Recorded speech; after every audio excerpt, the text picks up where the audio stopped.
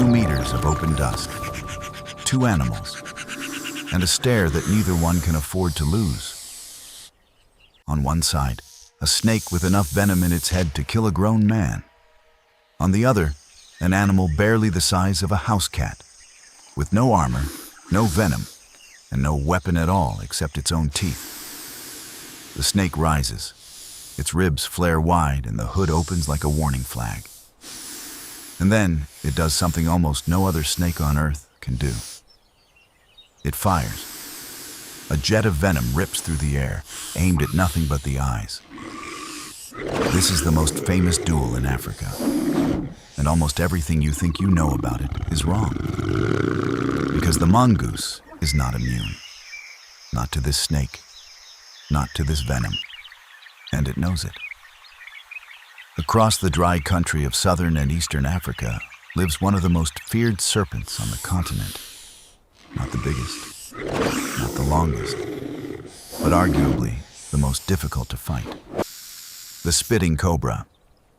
Most venomous snakes have one fatal limitation.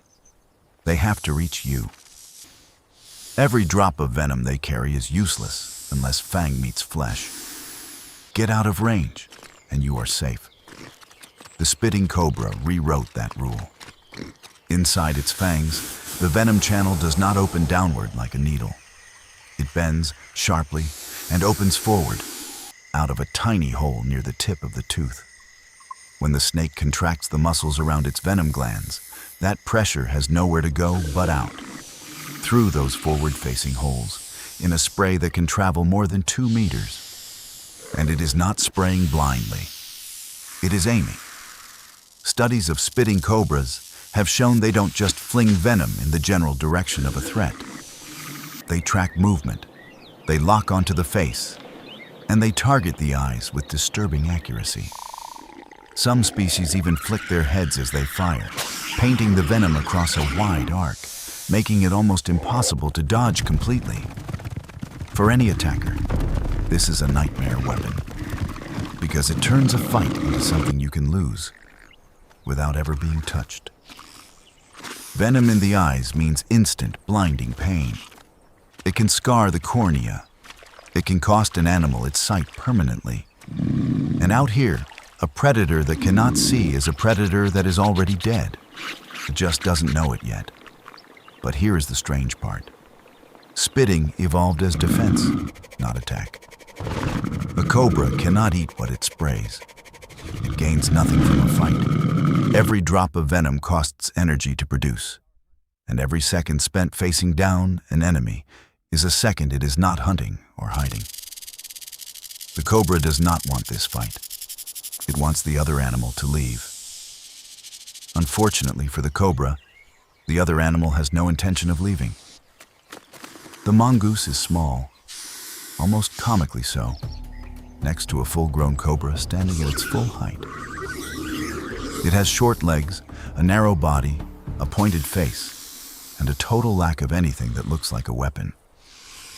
And it has a reputation that spans continents. For more than a century, this animal has been sold to the world as the snake killer. The creature that laughs at venom.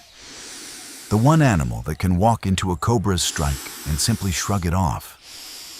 That reputation is built on something real. But the real story is far stranger and far more limited than the legend. To understand it, you have to understand how cobra venom actually kills. Classic cobra venom is loaded with alpha neurotoxins. These are molecules shaped to do one specific job. They travel through the blood, find the junction where nerve meets muscle, and jam themselves into a receptor there. A docking port called the nicotinic acetylcholine receptor. Normally, that receptor is how the brain tells a muscle to move. The neurotoxin plugs it. The signal stops. The muscle goes silent. First the eyelids, then the jaw, then the limbs, and finally, the muscles that pull air into the lungs. The victim does not die of pain. It dies of stillness, unless the toxin cannot fit. Somewhere deep in the mongoose lineage, that receptor changed shape. A tiny alteration, adding a bulky sugar molecule right at the docking site, and suddenly the neurotoxin cannot lock on. The key no longer fits the lock. The signal keeps flowing. The muscles keep working. And here is what makes it remarkable. The mongoose is not alone. The honey badger evolved almost the same change. So did the hedgehog. So did the pig. Keep your distance. Four completely unrelated animals on different branches of the tree of life arrived at the same molecular solution to the same problem. Evolution found the same answer over and over because there simply aren't many answers to find. But that resistance comes with a hard limit that the legend always leaves out. It only blocks one type of toxin. And the snake standing in front of our mongoose right now is not carrying the classic mix. Spitting cobra venom is built differently. It is loaded with cytotoxins, molecules that don't quietly switch off nerves. They destroy tissue outright. They rupture cell membranes. They kill flesh where they land, leaving wounds that rot open for weeks.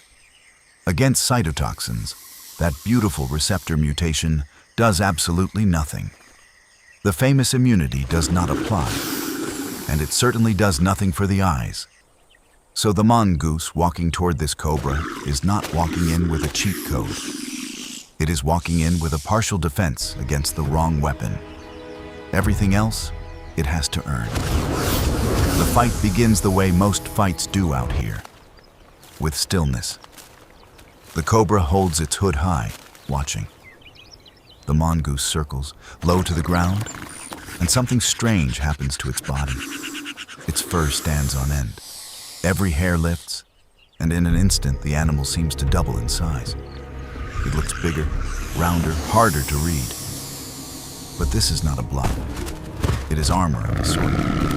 That coat is coarse, thick, and loose, and when the cobra strikes, it hits a cloud of hair instead of skin. Fangs that were meant to reach flesh close on nothing. Then the mongoose starts to dance. It darts in.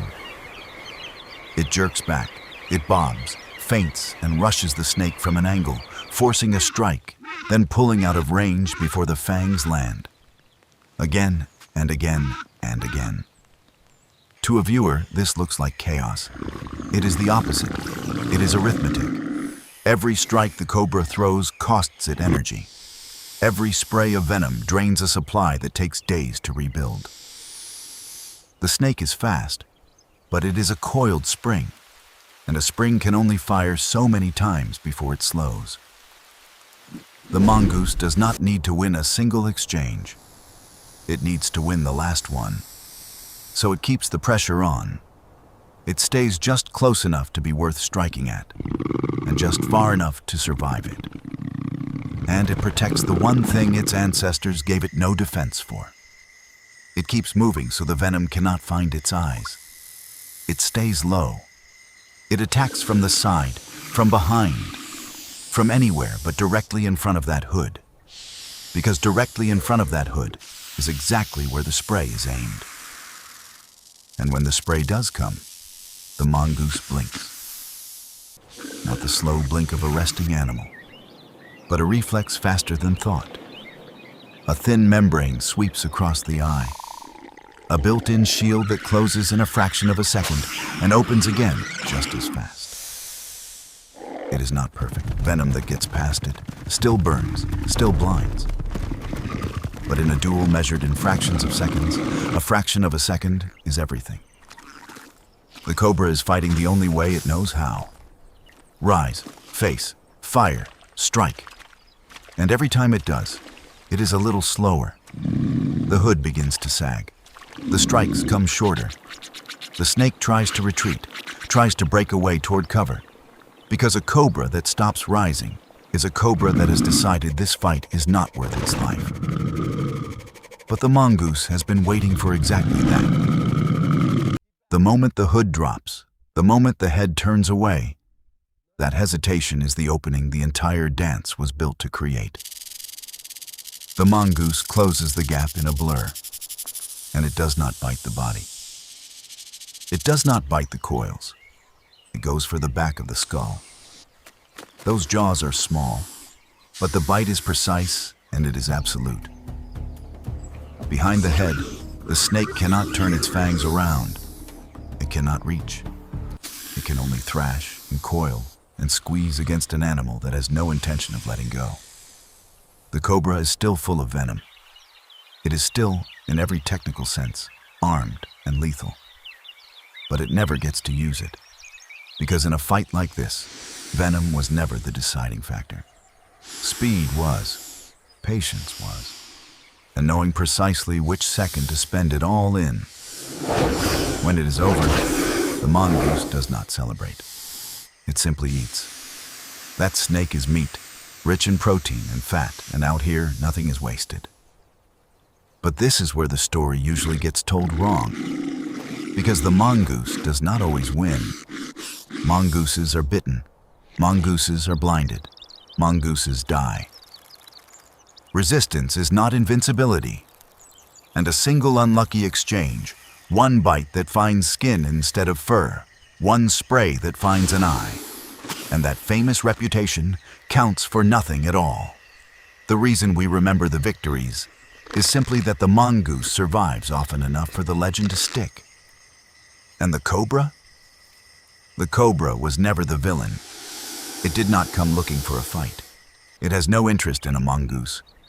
Its whole arsenal, the hood, the spray, the 2 meters of chemical warning, evolved for one purpose: to be left alone. 2 animals standing in the dust, each carrying millions of years of design in their bodies. One built a chemical weapon that works at a distance. The other rewrote its own nerve endings to survive a poison, and then discovered that the poison in front of it wasn't the one it was ready for. Neither of them is stronger. Each simply became the exact problem the other has spent an eternity learning how to solve. And tomorrow, somewhere out in that dry grass, a small animal with raised fur will meet a rising hood all over again. Out here, the fastest animal doesn't win. The one that knows when to move does.